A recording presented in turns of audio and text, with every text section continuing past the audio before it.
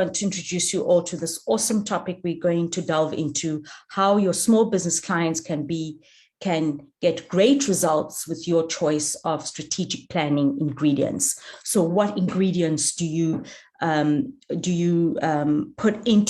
involve in your sessions, whether as a business practitioner, a coach, or a mentor? And Terence is going to talk us through this point. And on that note, really, I think I would like to kind of just introduce the team to everyone so that everyone knows who's in the room, because it is a great pleasure that these webinars are sponsored between a partnership between SEDA, IBASA, and the EPI. To get us started, I would like to introduce the team. To start off with, from IBASA, it is Derek Zavi. I would love for you to switch on your video and say hi or wave, as well as Sisbongi Msibi from SEDA. Please also switch on your video. Awesome, you're nearly there, Derek. Hi, Sisbongi, how are you? Good morning, colleagues. We are great, thank you. Wonderful, thank you. As well as Christoph, my colleague, who is the producer there with the EPI. Hi, Christoph. Hi, Rebecca. It's great to see the room filling up again and to see familiar names amongst ourselves. You know, I think this is really important that we as practitioners come together, support each other in learning so that we can be out there with our clients and make great impact. I'm really looking forward to Terence's input today around planning. You know, we can easily get stuck in firm and rigid models and so on and trying to use that. But I think what I've seen that is shared with us, that we're going to be taking away some important insights that will help us to improve the impact that we have with our clients. So really looking forward to that. Awesome, great. Thank you so much, Christoph. And as well, but Derek, are you okay there? How are you? Hey, good morning, and I'm very excited today because we have one of our own to be. Yeah, I've been observers for quite some time, and thanks to the chair that will be taking us through the strategy and all that. So I think it will be a very exciting day. Thank you very much. Great, thank you very much. Good to see you too. And yes, so I think now we are going to go in, and then I would love to I had done a little brief of introducing Terence already, and Derek has just shared, yes, he is the chairman of IBASA, and we felt that why not use one of us as well, because he's been in the space and has great experience around this. And I think on that note, really, just before he comes on, it's like just to look at the results of the polls that have come through. So what is the typical size of your client base, as well as how much of the time do you spend with your client goes into supporting them with strategic planning? So here we go, Christoph. So where are we at here? You are mute, by the way. Yeah, no, interesting, you know, so there we are, you know, a third of us saying that we're working with single person businesses. So that's really interesting, that a lot of support is going to businesses that are run by one person, and then some, another 30%, 2 to 5 businesses. Those are the majority. And it seems that we kind of spread amongst the other categories, going to quite large businesses to 7% in more than 100 people, you know, so those are substantial businesses. Another 7% in 51 plus, and another 5% in 21 plus. So, you know, 21 plus businesses, close to 20% of the people in the room too. So we shouldn't just say, oh, you know, because the majority are single, 37%, but there's a good percentage, equal number of people in the room that have larger businesses. And of course, those may be more sophisticated businesses where there are more people involved in planning. So Terence, I'm not quite sure if this is surprising you. Yeah. No, it's not, but it's not, yeah, there's different ways of doing different things for size business, but we will talk to the majority today. Yeah. So then in terms of strategic planning, about all the time is about 12% of people in the business, about 3/4 of the time, 5%, and about half our time, 23%. So that is a good, what is that? 40-odd%, close to half of the people in the room spend more than about half or more of their time on strategic planning. So that's clearly, planning is clearly a key competency that we need to have when we are supporting businesses. Things or supporting around other things, I suppose, is what they're doing. And then another 16% that are just doing it sometimes. So again, you know, sort of like a quarter of the people not doing it all the time, but when you do it, you want to do it effectively. So clearly that we can all benefit from. So I would suggest take out your pen and paper so you can take your notes, you know, sort of, because there's some interesting stuff to come. Yes, it's amazing. Thank you very much. So these are nice results. And I think this gives me really the opportunity to just hear from everyone in our space right now. What strategic planning frameworks or tools do you use? So please feel free to share that in the chat. And it's nice to see everyone introducing themselves and saying where they're connecting from across the country. And on that note, please share in the chat what kind of planning framework or tools are you using? So I would love to hear from you, from Ekululene, Zanin, Palobora. I love seeing Limpopo in the space. Hey, it's amazing. I don't know, wherever, Cape Town, I see Cape Town's here as well. And anyone else, please feel free to let us know. Middleburg, Mpumalanga, wonderful. So with all that heat from the north, because I'm sure it's hot up there, please let us know as well, what planning tools are you using to help you plan strategically for your clients? That would be great. Go ahead, Just to remind everyone that you can click the to everyone, you know, that blue button there on the text chat. So open the text chat if you haven't done so yet. It is the button that says chat, and it's kind of like a bubble, a speech bubble. And there you can say not only where you are from, but what are the tools or frameworks that you are using in planning, you know, sort of already, you know, sort of those more than half of us say that we are doing it most of our time, you know, sort of. So Joseph from Tembisa, what tools are you using? Ali from Mpumalanga, Middelburg, Angelo from the Eastern Cape, from Mansdorp, you know, sort of. So what are the tools that you are using in planning? What frameworks are you using? I see there Shalandra Naidu is saying she's using 10-dimensional Tendum framework.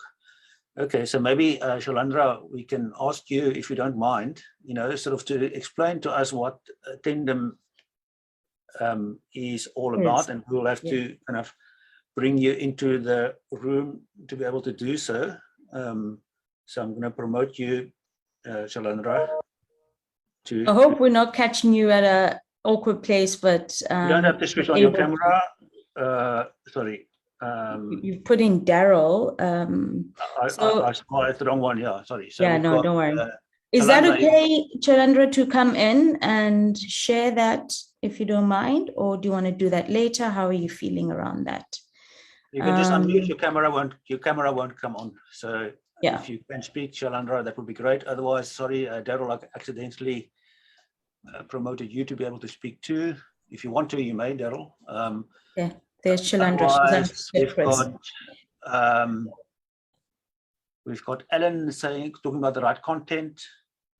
You know, sort of, Ellen, we can bring you in too if you want to just explain to us what you mean by that. Could we, for now, Chris, pause and let Shalandra share, but she's unmuted herself, and maybe we can stop the share a bit just so that we can all be together in the circle. Good morning, everybody. Shalandra. Hi, so hi. You are putting me on the spot, but not to worry, it's all good. So the 10-dimensional approach is my customized consulting model that I put together from the last 16 years, right? And when we do strategic planning, and I consult a lot in projects that need technology support, whether it's mobile apps, websites, platform developments, anything that needs some sort of tech input.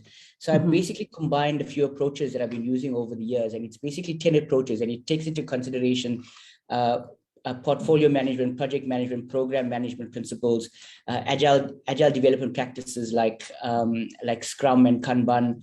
You've got delivery and deployment practices. And what I did was I took these 10 concepts and I put it into a toolbox. Okay. and started to pick out tools that I've used over the years that fit within those domains. And then I use that as my toolbox when I consult or mentor and advise to say, right, what is your business problem? Let's identify what that business problem is, and then let's pick from this toolbox out this 10-dimensional framework what's going to actually work for you in your business. And that's the approach that I've been taking over the last, I think I only formalized that over the last year. So that's been my approach over that last year.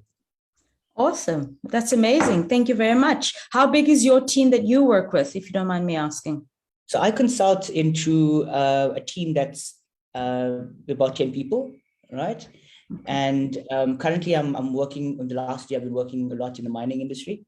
And at the same time, I've been mentoring into like university programs as well. So it's a bit diverse into corporate and small business.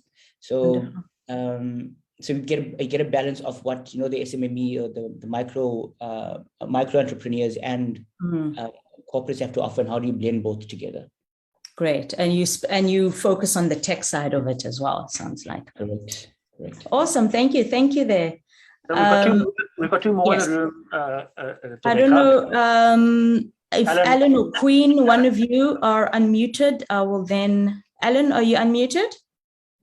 I believe I'm unmuted. Good morning to everyone. Good morning. Thanks so much. Yeah, thank you. Thank you so much for the webinar, for inviting us and stuff. Well, firstly, Mr. Naidu has covered some of the techie side that I would have loved to also speak about, but I'll just cover holistically from a marketing point of view, because what I realize is that when it comes to the market, selling point is that we lack a lot of like how we actually direct our business, structure. So I'll start with the first point, the pain point, which I call establish the business opportunity. You must first realize, who's your customer, what does your customer want? And then secondly, how do you interact with your customer, and then that's very important as well, so get your point across. And then you must determine the customer's needs, because this is where we lack. So when we're doing a business transaction, we need to know who our customers are and what they actually need, and what patterns, like the time of purchase, the quantity, how long is the service used for, and how to access the big market, the big market share. So there's tons of stuff that is involved in the, how you talk to your clients and stuff. And yeah, just speaking from a holistic point of view, but I wouldn't want to break it down because it will take forever. Over to you. Great, thank you. Thank you so much for sharing and being comfortable to share your insights on that. But if you want to do more detail, feel free to add it in the chat, or maybe later on you can always come in if it's something that you are prompted to do. On that note, Queen. Just need to unmute Queen to be wonderful. There you are. Good morning, Sis Queen. How are you, Sis Swam? I'm good, and I'm so happy to be.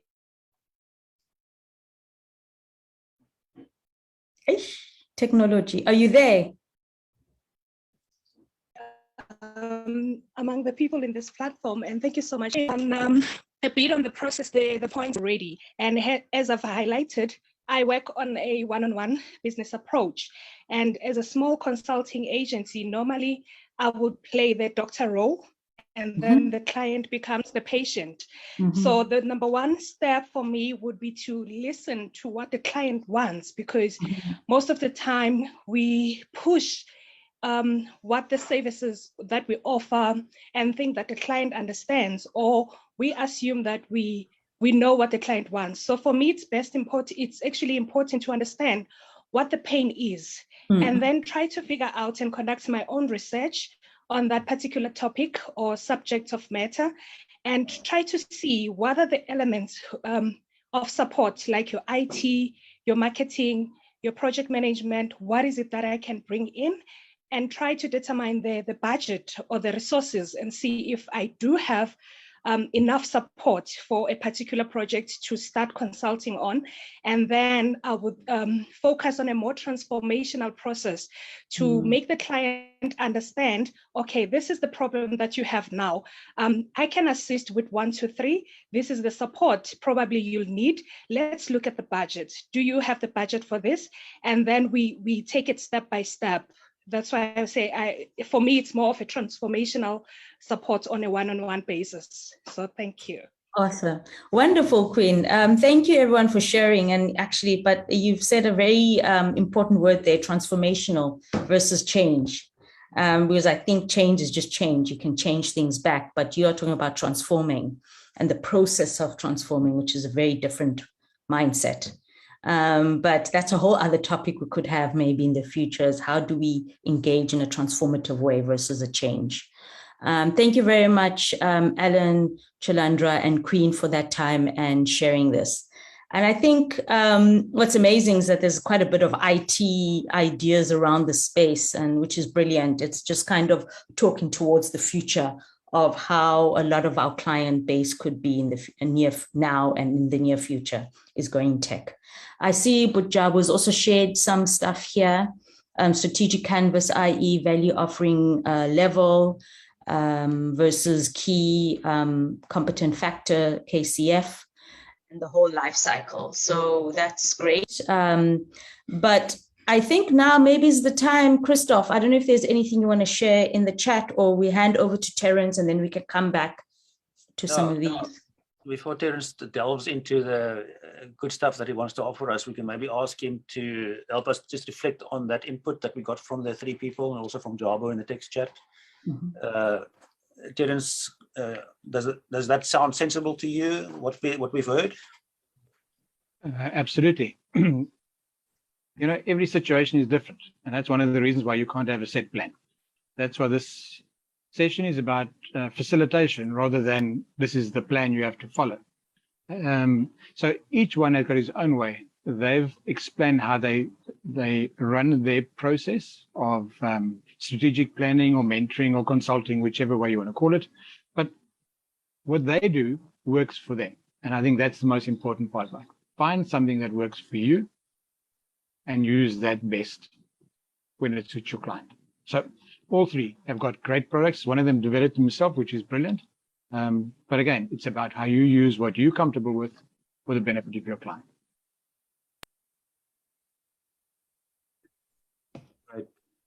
Rebecca, shall we ask Terence to then continue talking? We can add the slides on, or put them on back. Brilliant. So over to you. Yeah. Thank you, Rebecca and Christoph, for the opportunity to share. Just to make sure we understand, this session is about facilitating and not creating a strategic plan. And I would hate for anyone to think that I am the expert, but I do have my way of doing things, and I'm happy to share the way I go about it. And so let's get into it. So facilitation. Facilitation is actually not doing, it is the sharing of stuff. So here's a first diagram about what facilitation could be. There's a second diagram. And they have very different indications. Which one of these do you think is the better, or depicts facilitation more? Or which one do you use in your facilitation of a session with your client? Maybe put it in the chat and see what you think it should be. If you look at these 2, the one is where there's a central person who is interacting individually with people. And that is a way of doing it. But I believe the way that my way of doing it, and the way I believe is the better way, is where you are interacting in a multi-relationship way. So you're assisting multiple people to react with each other and yourself in a way that leads to a final solution. And that second diagram depicts that quite well for me. If we go and look into see what facilitation is about setting a scene. One of the previous speakers said, set the scene, listen what's needed, discuss the objective, see what you want to be. But it's not only about the content. Often, not often, I think mostly, it's important about the atmosphere that you're in to have a good facilitation. So ensuring that everyone is comfortable and that they are heard in the conversation is really important. And there's ways of doing that. You can use icebreakers, you can use all sorts of things. But one of the things I found quite useful, because it creates the right mood, is asking everyone to share one thing that they found good about the topic or the situation or the company that you're in. So we start on a positive point, and that's a very important part. And it's important that we keep looking forward rather than going back. So a facilitator must guide the discussion going forward. Now, in facilitation, you can liken it to a shepherd. So a facilitator is much like a shepherd. A shepherd takes his sheep into the field, and he doesn't let them run and scatter freely.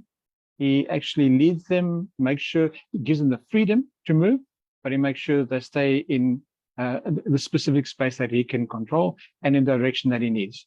And it normally is about the feeding. There's a little saying, be careful of the squirrels. Squirrels seem to dart here, there, and everywhere and distracts everybody. So be careful of squirrels as a facilitator. And then the one that is probably the most important is that in a good facilitation session, everyone's ideas are important. And it's necessary that we respect each other's ideas and their thoughts. We need to make sure that no one's ideas are questioned or discussed. So when people put ideas on the table, let's leave them there. It's time for discussion at a later stage. So that's what facilitation is. What is facilitation not? Quite a word to get your tongue around. So facilitation is not dictating what to discuss. So a facilitator cannot dictate what needs to happen. And they need to back off from the microphone. They mustn't dominate the microphone. They need to encourage everybody's participation. And the best way to do that is to be quiet. So once you've got that concept is about what it is and what it isn't, let's move on to what a strategy is. So strategy, the definition of a strategy is it's a plan of action designed to achieve a long-term or an overall aim. But let's get something straight. Strategy is not only about the whole business. The strategy is not about huge things. One of the previous speakers said he situation. So you could have a marketing plan that needs to be strategized. The marketing plan so strategy is about planning something with a goal in mind. So to explain it, just having the definition, the explanation that I find very useful is it's a plan that moves you from where you are to where you want to or need to be. And that's quite simply it.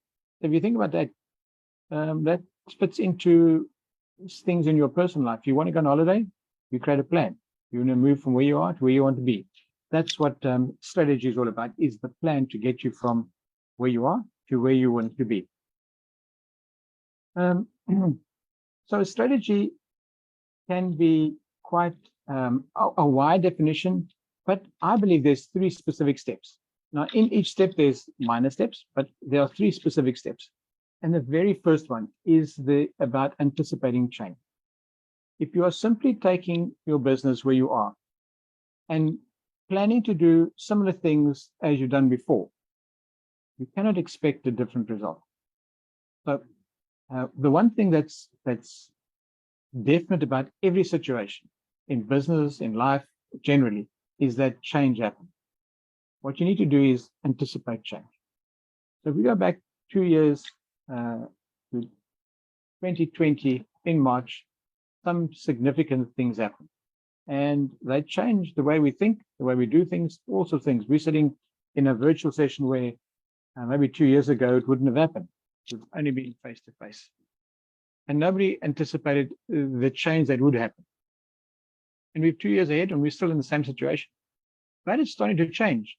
So when you are working with your client in developing a strategy for their business, for instance, are you anticipating the change that lies ahead and making sure that the strategy you create takes that into account? Because if you're not, you will not have a complete plan. The anticipation of change includes what you have planned to be. So to start a strategic plan, you need to set a vision, and setting the vision will determine a lot of things that are going to happen going forward. That's part of anticipating change. If you anticipate, or if your vision is to be a multi-billion business in 10 years, you've got to think about all the things that you're going to do to get there, but you also need to take into account all the things that would happen to stop you getting there, and you need to take that into account as part of your strategy. So step one is anticipating change. Step two is looking at all those aspects of the change and your vision that you need for this. So you need to take all those things you talked about, anticipating the change, anticipating what you want to do, all the plans you've got, analyze them, set them into an order, create goals for them, short milestones, and then have a next step plan, step by step, of how you would actually get to that change. This is the biggest part of a strategic plan. It's the analysis of all the ideas. It's the breaking down. It is the prioritizing of them. It is then taking them and saying, how will this actually move me to where I want to be? And then what I need to do in each of those things to get me to that point. So the analysis and the creation of these things for change is really important. Keeping in mind there's a vision, and the vision involves change. So objectives, goals, strategies will all be part of that process. The last step in strategic planning, facilitating strategic planning, is the implementation. Now, this is probably the most difficult, and it often is because the people who have to implement the plan are not the people who created the plan. And that's one of the ingredients, I believe, that you should have for strategic planning, is ensure that there's enough of the people who will do the implementation that are part of the planning, because it is them who will do the implementation. And if they get a plan on the table, they don't understand why, what, or where, then you would end up having a situation that they would not have the heart that you put into it for this plan that you've set up. So make sure that you include that.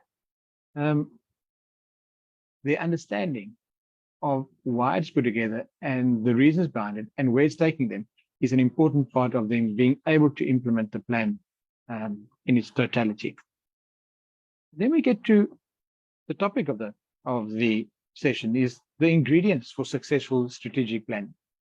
Now, I've heard the speakers and I've got some wonderful ingredients.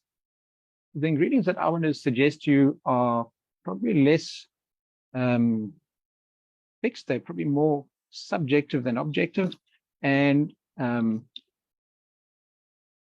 but without that, the chances of actually getting to a desired end become more difficult. So the first ingredient that I believe is really necessary is that you need to make sure that the people in the room have a desire for the change that is greater than the discomfort of them staying where they are. So what does that really mean? If you've got a business that's comfortable in where they are, they don't see a need for change, they don't really want to change, the chances of creating a strategic plan that will make change is slim in success, simply because they don't believe they need to change. You need to create the environment. You need to explain and set the scene that those that are in the room understand the need for the change that they need to plan. Without that, you're going to be in the back foot, and it will be difficult to get through the session. The second ingredient, I believe, is always to have the determination to look forward and not backwards. It's like driving a car. When you drive a car, you spend most of your time looking through the front window and very little time in the rear view mirror. Strategic planning is very similar. It doesn't mean you don't look back, but when you set the scene, that should all be taken care of. The danger of looking back and not forward is that when you're looking back, you are seeing all the stumbling blocks that you had to go through. And you look at all the things that you were successful in, and you will simply want to build on them. It might mean, not might, it mostly needs more than that. to create a good strategic plan. In fact, if you want to be really creative, looking back will stunt that possibility. So try not to resist the temptation of looking back when you're in the room creating a strategic plan. The third ingredient is that everyone needs to participate. Now, if we look at the number of people that the people in the room advise to, they run from individual people, and so it's just you and the client. But there are a number of people who have got bigger numbers. And so the bigger the numbers, the more important it is to have a good number of those people in the room. But it doesn't help them sitting in the room and not taking part. It is crucial that everyone is heard. Everyone must be heard. And then there's no criticism of ideas. I learned a trick from Christoph in a session, that was about 3 or 4 years ago, and he called it a whiffle. So he would start a session with a whiffle. And it's what I feel like expressing. And it's simply, today, this is where I am. And the fact that you are able to express something means your voice is heard in the room. And once your voice is heard, once you'll feel more comfortable in sharing more often. The facilitator has a big job in making sure that everyone participates. And it's quite easy that you find people who are very passionate about the topic. And so they demand a lot of microphone time. It is very important for the facilitator to manage that. Now, you can't tell them, you've had enough time, keep quiet now. But you do need to have ways of moving the conversation somewhere else. And that's quite important, is learning how to ask questions that would, leading questions. They draw more information out rather than simply having people who simply saying a question which says yes or no. So you want everybody's participation, and if it's not forthcoming, you need to be able to ask questions. And it's not difficult, but to be careful. Everybody is different, and you need to understand the personalities in the room. One of the things that I used recently in a strategic planning, when people say, well, that's quite crazy, but it actually did what we wanted it to do. We had 13 people in the room. In fact, we had 15 people in the room. And we had them all take off their shoe, one shoe, and put it in the middle of the room. And then we asked them all to go back and climb another shoe. And once we'd done that, we asked them, tell us something about the person's shoe that you got in your hand. It was quite interesting to notice that about 90% of the people didn't know whose shoe they had chosen belonged. They didn't know. That means that they weren't observant about who was putting down what. And the second part is, if you don't know whose shoe it is, how do you know what their frame of mind is? What happened to them today? We haven't walked in their shoe. And just to keep that in mind helps us to understand that every one of us is different. Every one of us comes from a different place. Every one of us is a different frame of mind. And yet, everyone's ideas are key. And everyone's ideas are the best ideas they've got. And that's essentially another one of the ingredients is for the facilitator to ensure that everybody's best ideas come out. And the way you do that is in the next ingredient, is to encourage sense of listening. Now, my experience has been to more recently is that when we listen, we are so busy trying to formulate an answer that we actually not listen. And if you're in a conversation with somebody and you can see that they are not listening but trying to answer, what happens? You either stop talking, rush your ideas. In other words, you don't articulate it as well as you could have, which leads to not bad thoughts, but not as good a thoughts as possible. So there's a way of listening. And the definition that I was given was quite useful. We need to listen to ignite the best thinking in other people. And you do that by listening with interest, not to make notes.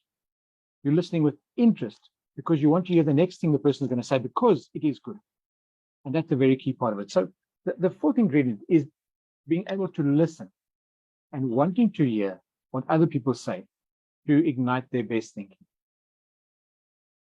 The next ingredient is the probing questions. So if we're getting a situation where people are consuming all the time, or that there are a number of people who are sitting back not asking questions, feeling a bit overwhelmed, and it's quite easy for junior staff members, and they need to be in the room too, to feel overwhelmed and say, well, I've got nothing to offer. Well, they do. And the facilitator must then be asking those probing questions for understanding. So it's not a question of saying, what do you think? It's got to ask a question saying, what do you think, or how do you understand that comment is made? Or how do you think this would work better? Because that brings out thinking, not just a yes or no. And that's an important part of the whole process. The next ingredient, I think, might take people's breath away. A lot of people will say I'm crazy, but I don't believe there should be any distractions in the room. So no flip charts. Have you ever been in a meeting where there's a flip chart? Have you noticed everybody? They all stare at the flip chart as if that's going to give the next best thought. The flip chart is just a tool, and it's best for me, not everything. But you also need to have some recording what's happening. So ingredient number 7 is having somebody in the room who's a scribe. They're taking notes. They're able to put together the key points that have been spoken about and project it, whether it be on a screen or just read it back, something to that effect, so that it's not lost. So that everybody in the room understands nothing that is being said is lost.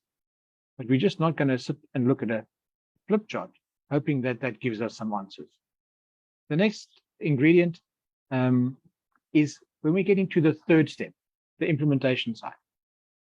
So in this whole session up to now, we've been talking, we've been thinking about next steps, we're thinking about goals, objectives, all sorts of things of steps 1 and 2, anticipating change and then analyzing that change. Step 8 is really important. If you leave that to one person, you will have a one-sided version of what was expressed. You need to have a small team that were in the room who puts together that plan, because they will bring all the aspects into it, and you won't have a distracted or one-sided interpretation of what was said. That's a very important part. And then that little team needs to organize all those sayings and discussions into well-organized next steps. The worst part of a strategy session is you finish with that, and then we're all excited because we've got this wonderful vision, we've got a mission, we now are going to do these great goals and objectives, and we're all excited because we see this becoming the best thing since cheese. And then nothing happens. A well-organized, a well-drafted strategic plan, so taking all those things and putting in a proper strategic plan with organized steps is really important. And then finally, it is important that the conviction of the company, so the whole character of the company, the values of the company, must be in a conviction determination to implement the plan agreed on. If you're not determined to implement the plan, then why did you start? Implementation of the plan includes, that's probably a step that is often forgotten. The one step that is included in 9 is the evaluation, the measure and evaluation. It doesn't help going forward with the plan, implementing like mad, and never checking to see if you're actually achieving what you said. You have to measure and evaluate. And then finally, I've got a good friend who says that is not good enough. You need a third step. So you measure, you evaluate, and then you readjust the goals if you need to. So step 9, conviction and determination to implement, but be ready to measure, evaluate, and readjust when you need to. And then the topic which we started off with, and we had some speakers talk about it, the tools we use for strategic planning. There's a number of them. So, sorry, Terence, just to let's just go back to those 9 points again quickly. Christoph, can you just put them on? Let's just a bit focus and also give you a little breath, and you can have a glass of water or something, because I've been drinking. But there's been some points and a question in the chat around the 9 points, right? So let me just go back to Jabu's question, just for you to think about, and then I'll ask Christoph's question. So Jabu feels on point, looking forward, point 2, right? He's like, okay, ingredient 2, don't look back. Very interesting, but needs clarity. What is the possibility of understanding where you are and the transitional from the past to the future, okay? Or does it depend on what is the objective of the SP? So I think I wonder if we can unpack that a little bit for him. And I mean, for all of us, actually, it's not just him. I think a lot of us are trying to understand how you balance these two things. And just on that, also, it was a question Christoph put to us as well is, how do we get input and participation from a non-directive level team member, non-directive? I don't know if Christoph wants to just articulate his question a bit more on that. If there's any suggestions from people in the space on how they manage people to participate in a non-directive way. I think that's what he was trying to say as facilitators. But Jab, I'll let you in just now. So I don't know if Christoph wants to delve in that, but I think Bujaba wants to say something, and then I'll let you respond to that question there as well. Sure. Your Jabu. Are you letting Jabu in? I'm letting Jabu in. I can speak so long while I'll try to let him in. Can you let him in? Yeah, you can let him in. But I think you Jabu can. is gone now. Oh, yeah, you are. Yeah, you are allowed to talk. Perfect. So Jabu, you can unmute yourself too. Now, my question was more that C-level. So the comment was, don't just get C-level.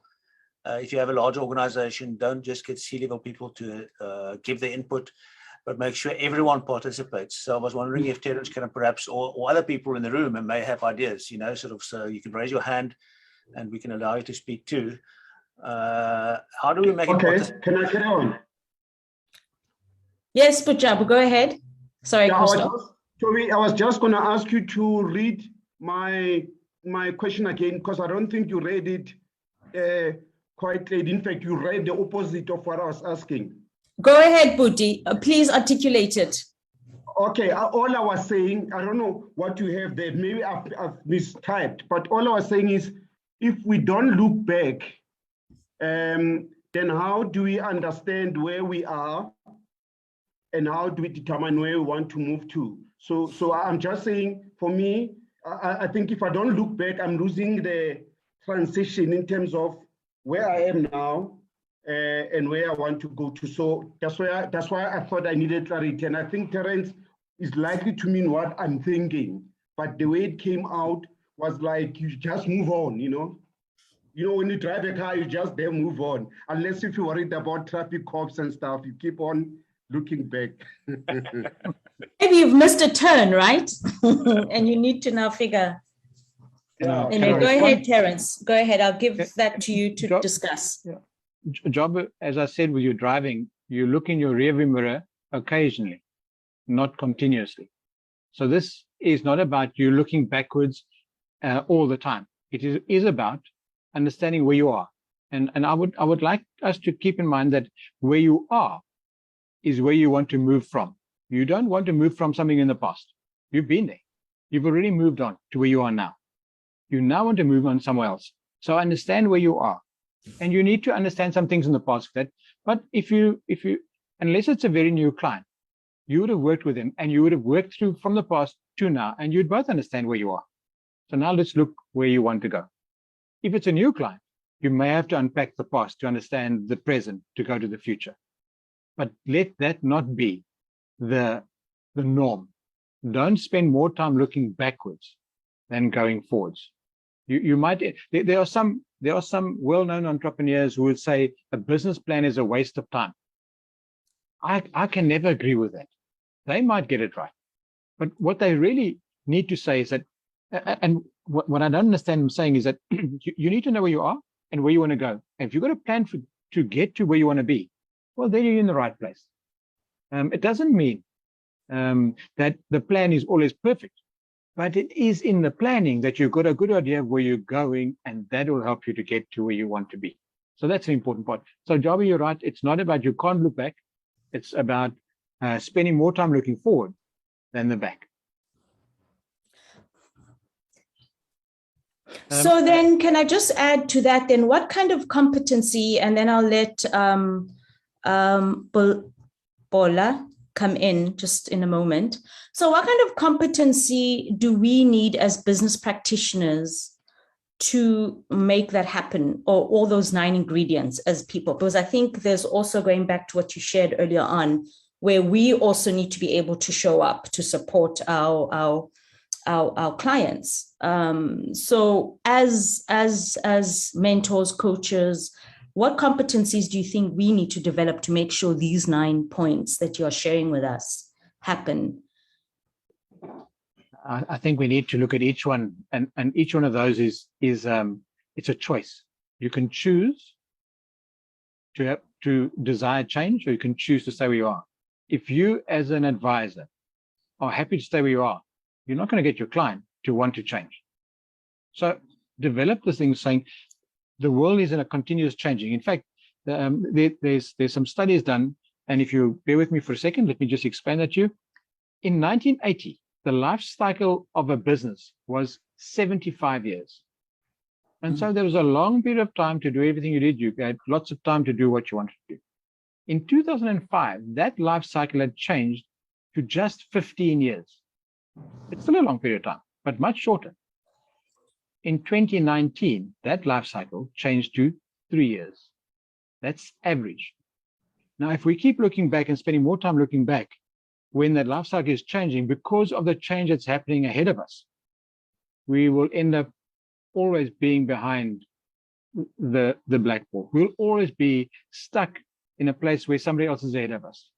I think good business is about creating a strategy that takes you ahead of the competition, so you can be the leader in the field rather than the follower. So keep in mind that life cycles change. Now, some businesses might be a very long life cycle, but mostly, and one of the speakers was talking about tech is one of those that's changing even now to a year and even less than that. So it's important to keep in mind that life cycle. So the skills you need is wanting to change. You must be determined to keep looking forward. If you're somebody that always looks back, it's quite difficult to create a strategy going forward. So each one of those items, Rebecca, are things that you can develop. And it's not, I need to go to university or study. It is simply something you're saying, if I understand that I need these things to move forward, work on developing them in yourself, in your own life. Your own life is a strategy. Develop in your own life, you will develop that. And from there, you would move forward. I talk about things like listening well.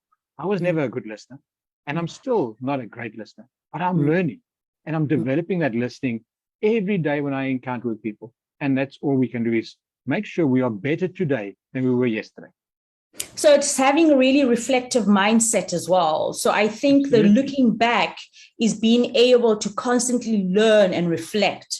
So I think, and anyway, we can go on about this.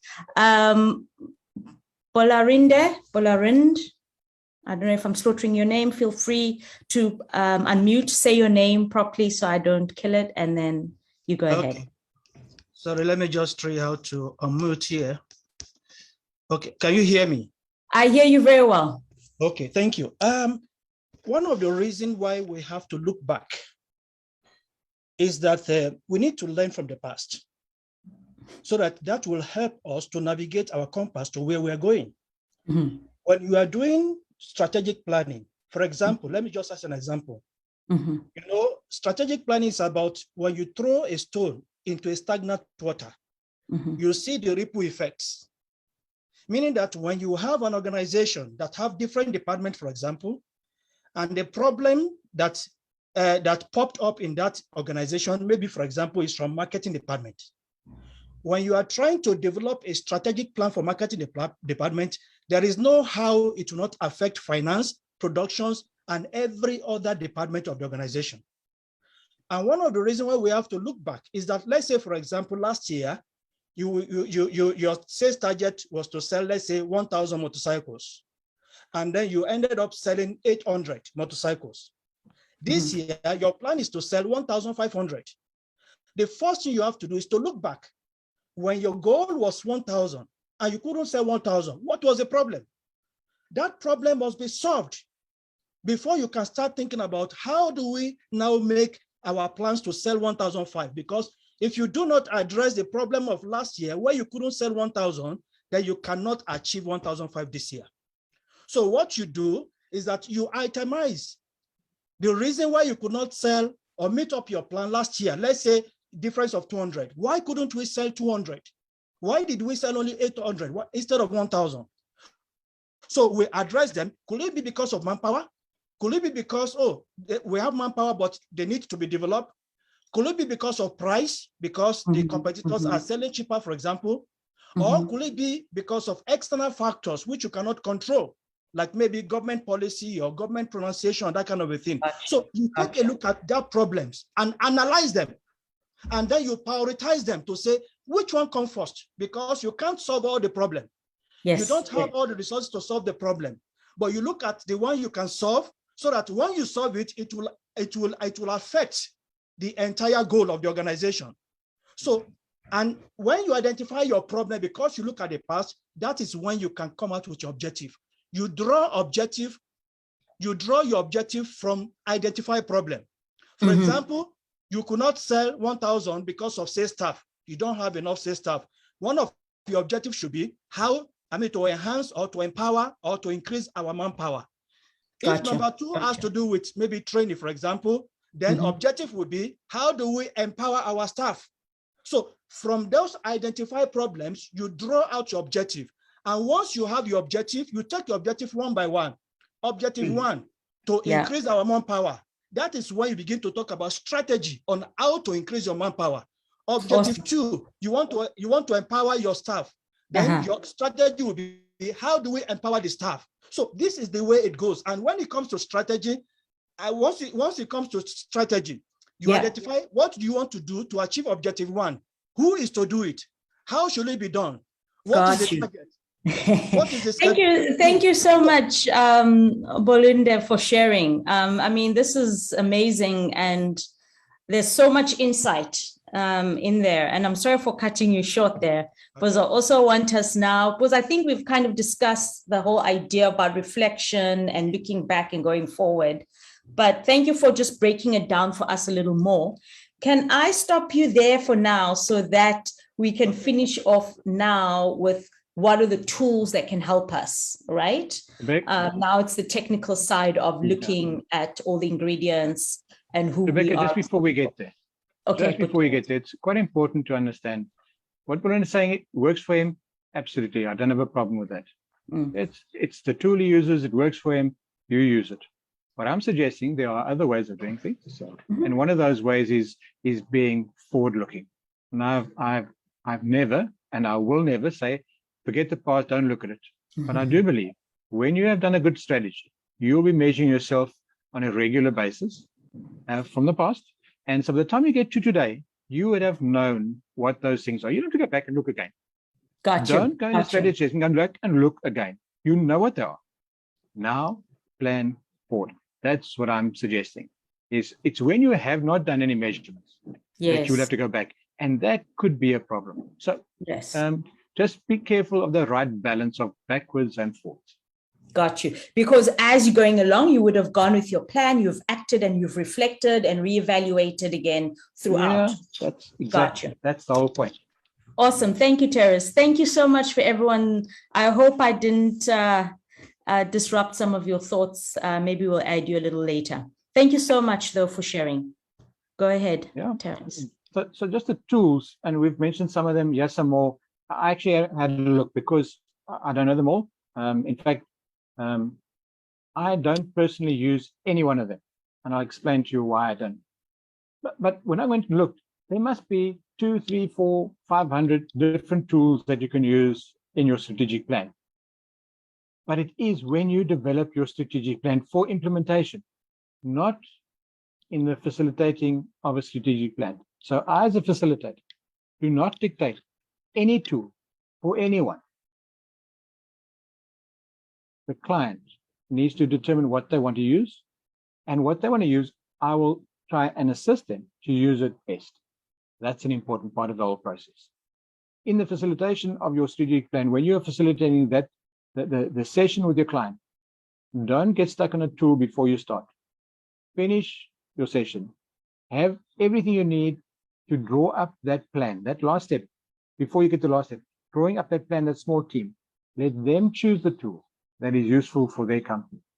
And so I don't use these because I'm not going to implement, but I would allow the client to choose and then assist them in utilizing that plan going forward.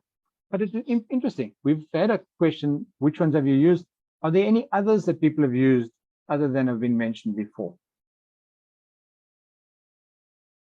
Yeah, feel free to share that in the chat, but we can keep going. Yeah, they'll share some in the chat. I'll share. There's Cascade strategy as well, but you can keep going. Yeah. So go ahead. We understand that there's tools. So what does a typical strategic plan look like?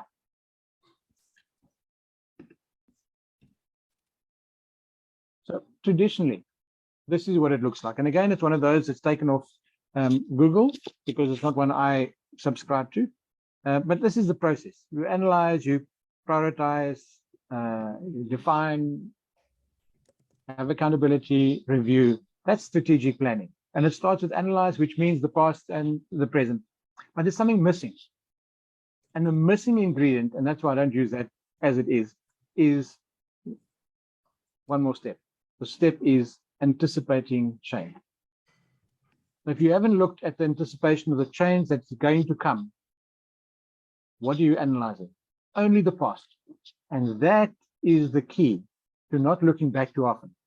Look forward to the change that's coming and analyze that as much as you analyze the past. So you can do the creation of, or the planning, the developing of that strategic plan that fits not only the past and the past mistakes, but the future and the future possibilities. Be creative. And creativeness comes from looking forward, not necessarily backwards. And I think that's it. Thank you very much. Any questions? Okay, great. Thank you. Thank you very much, Terence. Yes, there's a question. I like it. He's talking about the creative industry. Love it, love it, love it. And I know there's some impact there from the last 2 years, especially in the first year in 2020. I would really like to invite you into the space right now, just to kind of get another voice. I see some hands. I'll be with you in a moment, but I would love if you're ready, if you can unmute yourself, to just tackle and see how we can answer your question on the creative industry. Are you good with that? You can unmute yourself. That will be a good telling point for me. And if you want to turn on your video, you can do that too. No, you can't. Okay. No, you never know. Okay. You never know what you see. Yeah. No, you never know, right? Even if you're walking, it's okay, because it just shows. But I think Mdu may have stepped away from the computer because he's not unmuting. So maybe we can go to another question so long. So anyway, his question was, in the creative industry, are we about disrupting established beliefs and plans? It's daily innovation and product improvement. How do you support such industries? So anyway, if anyone wants to help him with that, otherwise we can go to other questions. Thank you, Chris.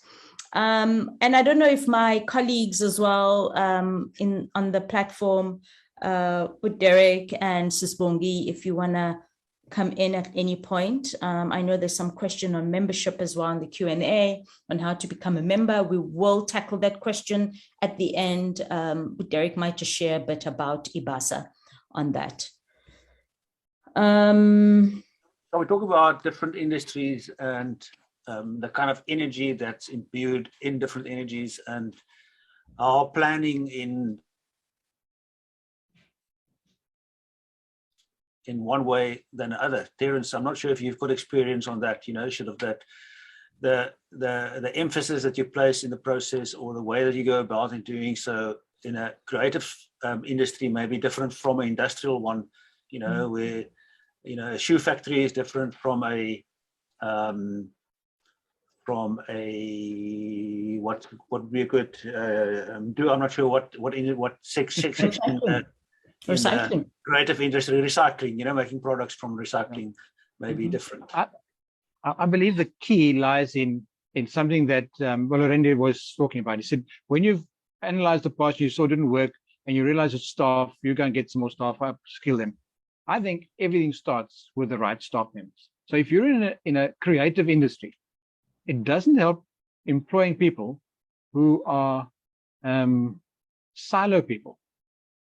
You want somebody who's out of the box, because then you can encourage. You can't make anybody do anything. You can only encourage it. And you encourage it through a bit of a process. And I really believe not without boundaries, but a loose process is the one that creates or generates and encourages more creativity. You want ideas that nobody's thought about before. So if you're in manufacturing, have people who have that mindset. But in that same place, you would need people who have got a creative streak in them, who are risk takers.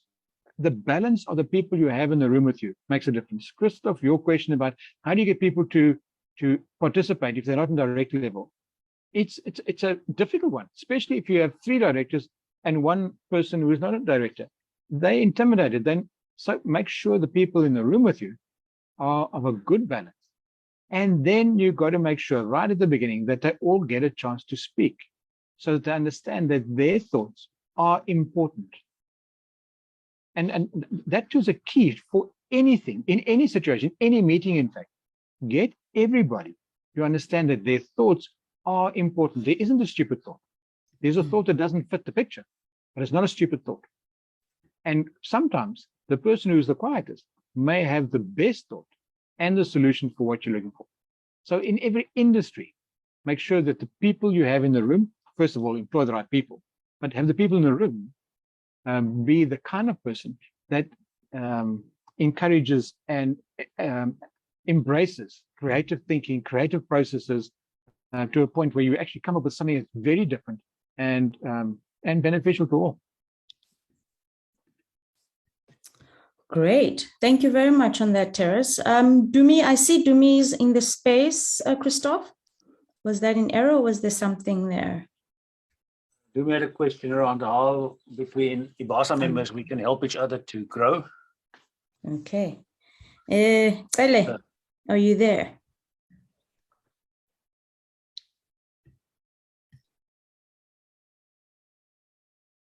Hi, Dumi. They've unmuted. We can't hear you, Dumi, if you are speaking, but I can see you've unmuted.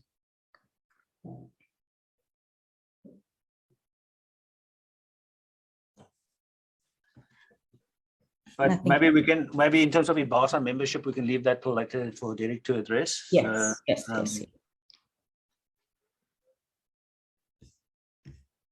That sounds like a good plan.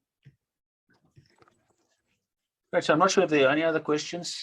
What was interesting for me, what I saw here was Themba saying, honestly, he's not fixated on any tools specifically. And I'd asked him if he would like to share a little more about that point. How did he come to that? What happened that he felt? What does he think those tools are missing or anything?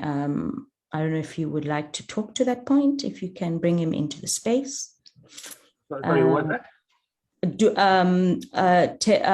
Themba. Tab. Are you ready to speak? Because he says he's not fixated on any tools. And I was just wondering if you would like to elaborate a little on that. Dumi, we can still not hear you if you are speaking, so feel free to disconnect and connect again if we have time. But I'm also trying to add other voices into the space. So Themba can speak now, so you can ask him to. Yeah, Themba, you can unmute. I hope we're not putting you on a spot. I hope this doesn't make people scared to share something and now feel, oh gosh, if I share, they're going to pull me in. So feel free to say, I'll pass that, but let's keep going. I think it's also our way of bringing in different voices. So it's actually acting out the whole idea of what Terence was sharing, is that as facilitators to be very conscious and bringing in different viewpoints. So that's why I always think it's important as facilitators, as mentors, as coaches. On that point, Tobeka, Terence made a very interesting comment earlier, sort of around increasing participation, making it easy for people to participate. Mm-hmm. And I think that's a very important one that maybe I would like to emphasize today. I'm not sure what else Derek and Bongi can also come in here, sort of what they took away if they want to, sort of from the discussion thus far, because it's also time for us to start to conclude. Yes. The point about participation and using methods that allow people to participate easier, sort of start the webinar with a poll so people get used to doing stuff. Mm-hmm. Ask where you are from so they get used to typing, and the next time you ask a question, it's much easier for them then to type another answer because they've already typed something that was easy to do at the start, sort of all like Terence, the example that Terence made is when you start off, maybe it's kind of people feel a bit intimidated when you say, now, what do you have something to tell us that's happening in your life that's interesting or not so interesting, or something that's concerning you, or something that's happened to you? Just anything, doesn't need to relate to work. But just the fact that they've spoken then allows them to speak much easier later on in their proceedings because they already have found their voice, they've expressed themselves. It's not so bad, So, yes. So I think I take that away from our discussion here today, that participation is really important. Because you want ownership of the people that must go do it. If they don't participate in creating the plan, they will not be able to as effectively do the plan.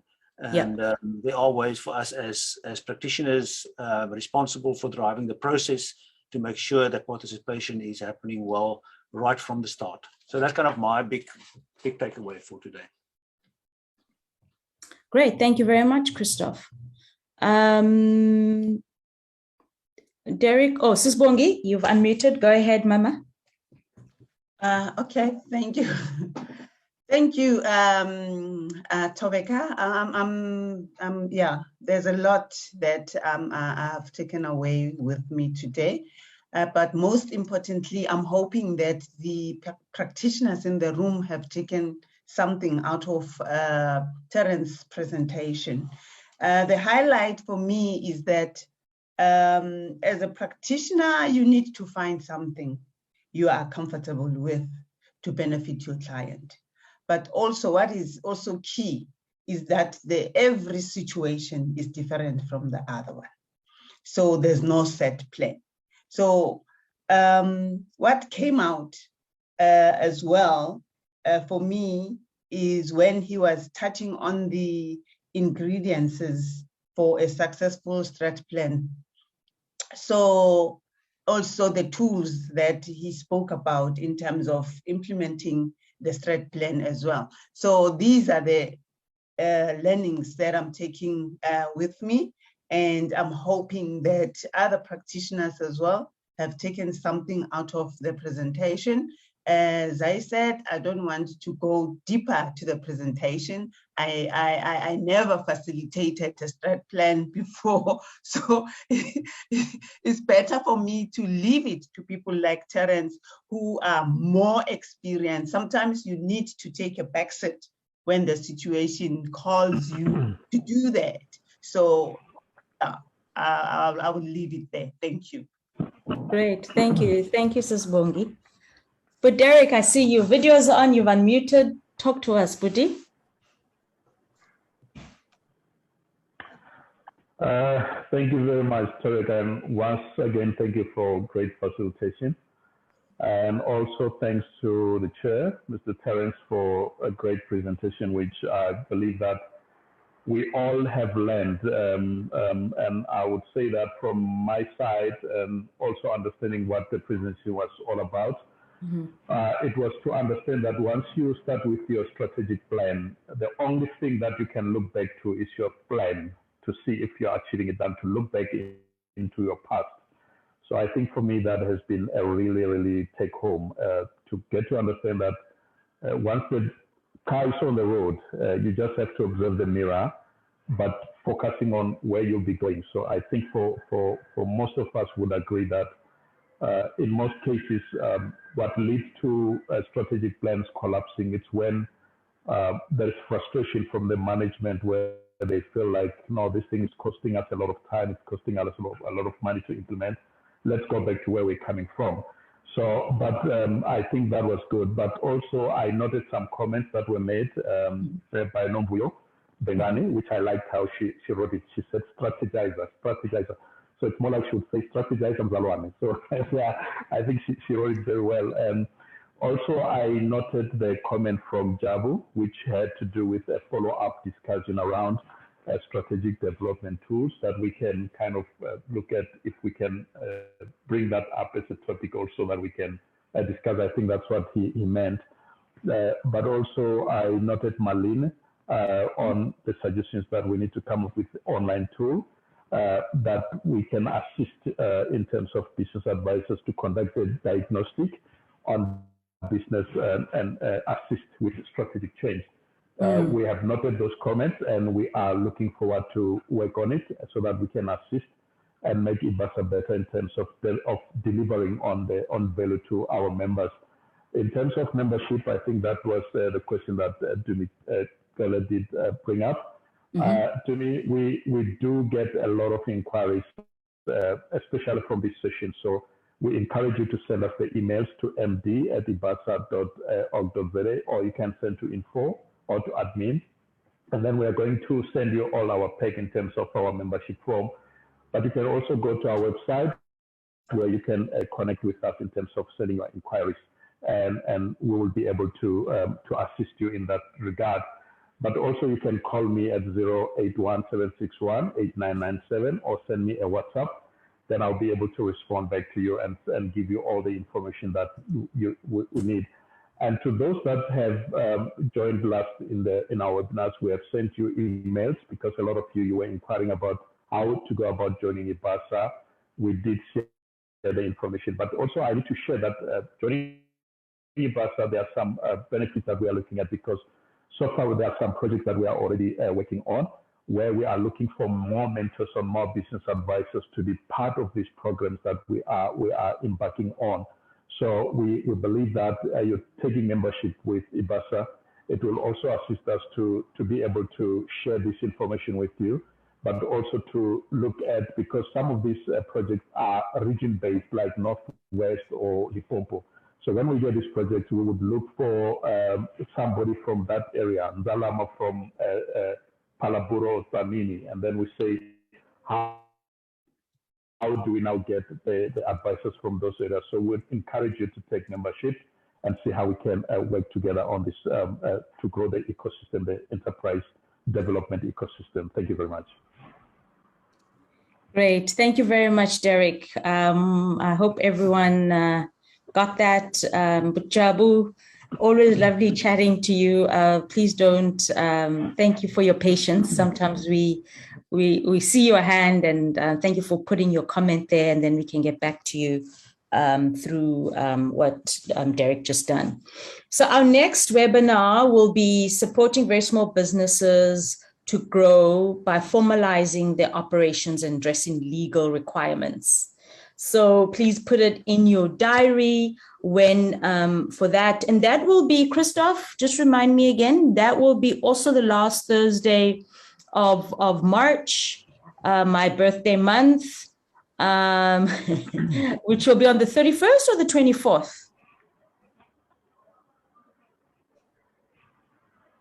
Of March. You asked me a question, I don't have an answer, but if you go to the 24th, Tobeka, is the 24th. There you go. You see, thank you, Mrs. Bogi. Thank you. So it will be on the 24th. Please put it in your diaries. We will see you literally in a month's time on this topic. And sorry, Christoph, for putting you on the spot.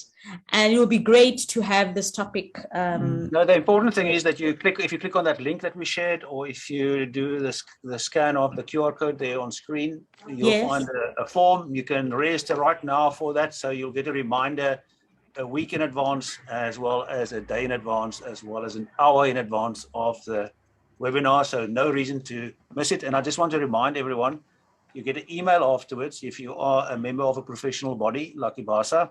You can print that email, and that becomes part of your portfolio of evidence for submitting for your learning that you need to do. If you are, like me, a certified business advisor, then we are, do the QR, but you'll get that email.